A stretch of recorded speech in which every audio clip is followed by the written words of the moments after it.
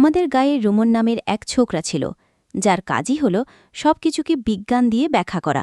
একদিন সে ঘোষণা দিল, আমার ছাগল গুগু দেখতে পায় না, আমি ওকে চশমা বানাবো। শুনে সবাই হেসে বলল, ছাগল আবার চশমা পরে নাকি রে রুমন? কিন্তু রুমন থামার পাত্র নয়। সে ভাঙা চশমা ঠিক করে গুগুর মুখে রাবার দিয়ে বাঁধিয়ে দিল।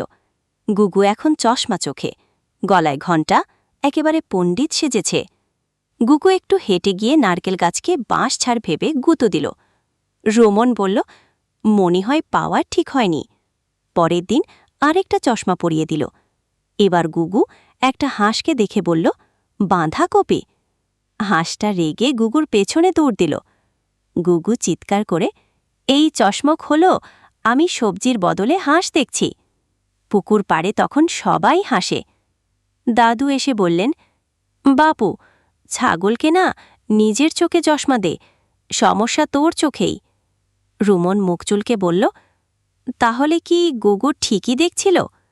সবাই হেসে বলল, না না, তুই বেশি দেখিস।